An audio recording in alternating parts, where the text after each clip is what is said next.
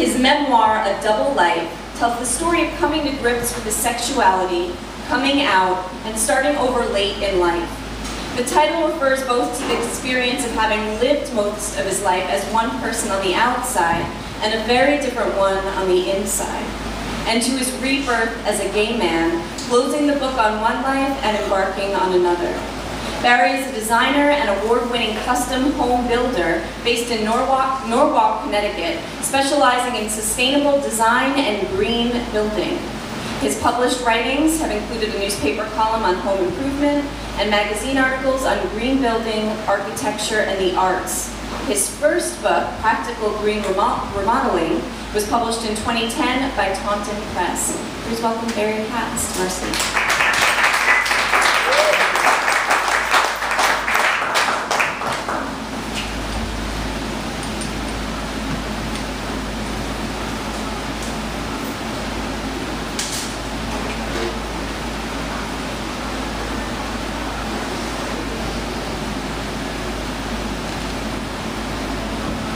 2009, my income was zero. My once successful home building business strangled, victim of the global financial crisis caused in large part by the collapse of the housing market. I was hounded by creditors and spent hours consulting with bankruptcy attorneys. The equity in my house had evaporated and my mortgage was seriously in arrears. I was forced to leave my home of 25 years, the home where I raised my children, the home I had built, renovated, decorated, filled with art and music. And my 28-year marriage broke down irrevocably.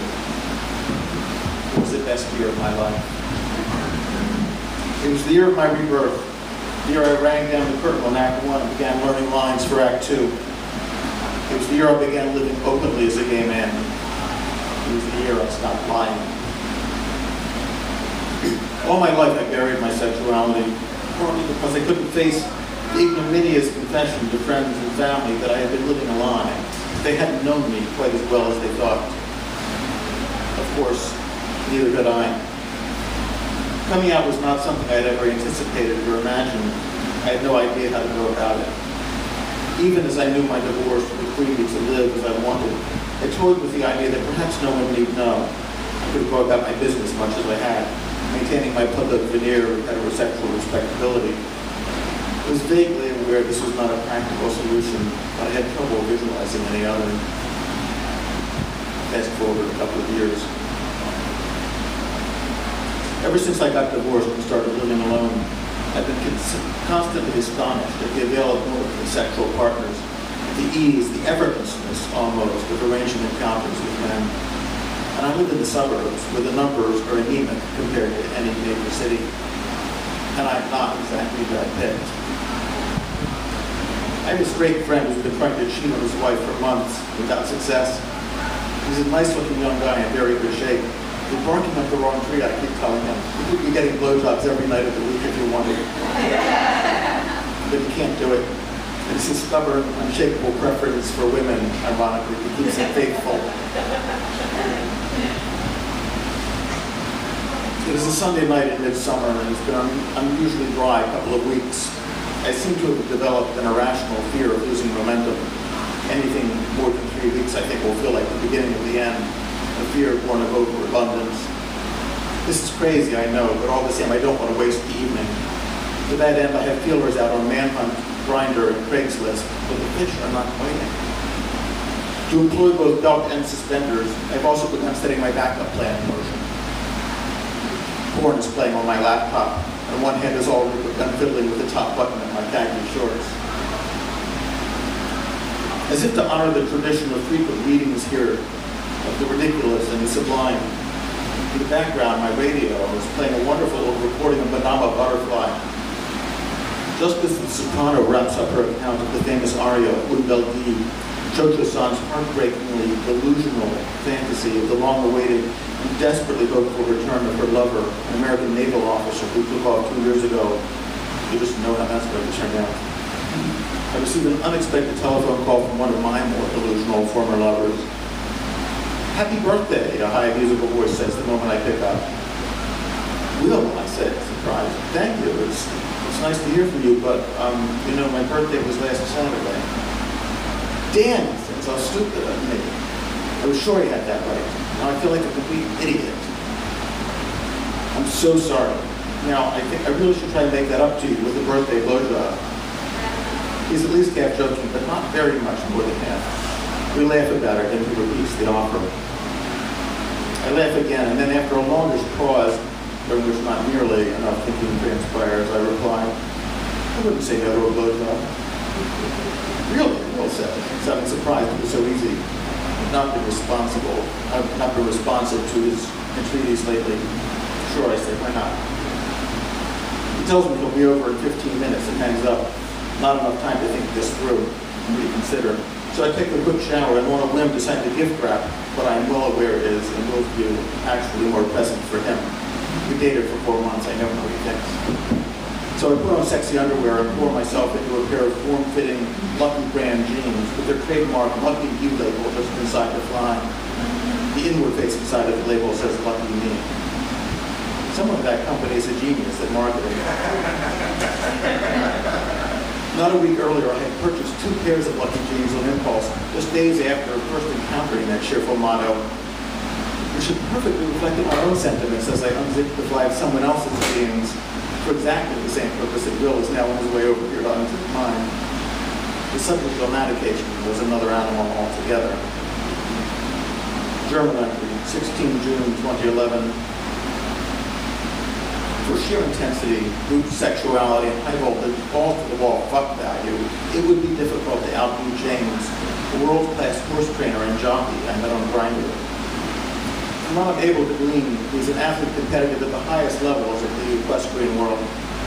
Not tall, naturally, as you would expect for a jockey, but compact like a coiled spring, and vivid, with chiseled features, weathered skin, and pale, aqua-colored eyes set deep in their sockets beneath a prominent brow and a full head of chestnut hair.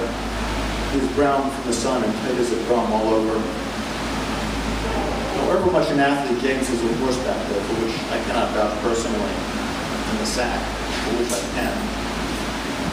How can I put this without sounding like a Harlequin romance?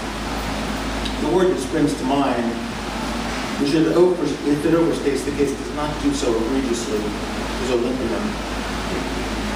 Along similar lines, I would be committing the sin of hyperbole, were I to employ the all-too-tempting equine metaphor to suggest one of his more salient physical traits. But he'll do. One thing I can say without the slightest fear of overstatement is that I have never felt more thoroughly or comprehensively fucked. Even was not without its redeeming educational component either. Within the first 15 minutes, I understand more than I could have learned from any number of books about how precisely an expert horseman is able to get a highly strung thoroughbred to bend completely to his will. Because you wouldn't normally expect of a 1,200-pound animal. Of course, it helps if the animal is not trying to resist. Good boy, he would say at frequent intervals, throwing out the vowels, in exactly the tone of voice he used to address a Labrador retriever whose behavior warrants positive reinforcement. Oh, good boy! It was when James returned the next afternoon for a brief follow-up visit that I discovered the Lucky You label, which now, less than a month later, I confidently expect will bring a smile to Will's lips as well. Will looks good. He's lost some weight and appears relaxed and happy. We hug. I offer him a drink and we catch up on each other's lives for a few minutes. He asks if I've been seeing anyone, and I tell him about a young man I refer to as the ultimate bad boy toy. Perhaps in too much detail. I begin to sense the hearing about a lover who followed closely on his heels is not going over so well. I ask if it is bothering him, and he acknowledges it was a bit hard to hear at first, but he got over it quickly. Will is good that way. He doesn't hold on to shit. I decide not to tell him about the jockey. I show him some photographs I've been making recently. Erotic images appropriated from personal ads on Craigslist, blown up to 10 or 20 times their original size, and digitally manipulated to compensate for the low resolution, which gives them a kind of painterly appearance. Will praises them extravagantly. It's genius, he says. Will's always full of extravagant praise, which I find more than a little irritating. The whole time we were together, he would shower me with the most disproportionate compliments. Not even my mother thought me so gifted. In fact, as I think back, my mother was never exactly what you could call effusive. Will was my greatest fan. constantly extolling the virtues of my mind and body, both. You'd think I was Apollo, Dionysus, and chocolate ice cream all rolled into one. All this excessive praise embarrasses me. It makes me squirm. You're delusional, I would tell him, rolling my eyes. But somehow, there's another part of me, very deep inside. I can't help thinking, it's about fucking time somebody noticed. He continues in this vein for a while. I try to explain something about what I'm trying to accomplish with these pictures, but I can't get more than 4 words out despite repeated attempts. Finally exasperated, but trying to master the humorous tone, I have to shout, you don't make it easy for a guy to finish a sentence, do you? He gets a little defensive, but then he makes it with good enough humor. This fails to alter the dynamics of the conversation in any way, however. Eventually, I get to the end of my thought, but not without a thorough refresher course in the aspects of Will's conversational style that used to drive me completely fucking batshit. Finally, things begin to get cozier. The rate of weight begins coming on to me in a manner that betrays the depth of his unresolved feelings. His voice is choked with emotion. You were so special, he says. No one has ever made me feel the way you do. Alarm bells are clanging inside my head. I'm starting to recognize that the whole thing was a mistake. I stop him and say, are you sure you can do this without making yourself feel terrible in the morning? He pauses, thanks me for asking, and ponders the question, but then assures me that he can and wants to. I'm less certain. He loves the lucky you label as he unwraps his present, a party favor that I hate to admit feels rather like charity on my part. Alms to the poor to celebrate some saint's name day. Is there a patron saint in the world sense? I am aware this makes me sound like a complete shit, but there it is. I'm not necessarily as nice a person on all occasions as I would like to think. There are exceptions to every rule, but by and large, when women perform fellatio, it is usually because they want to please their partners. Men do it to satisfy their own hunger. A good blowjob should be a mutually gratifying exchange, a balanced equation between men it usually is, no matter how one-sided it may appear to the casual observer. To excel requires a certain laser-like focus, a singleness of purpose, calculated to move the process efficiently along its arc, perhaps with few detours, which I now begin to feel is somewhat lacking. Will seems to think we are making love. This is not what I signed up for.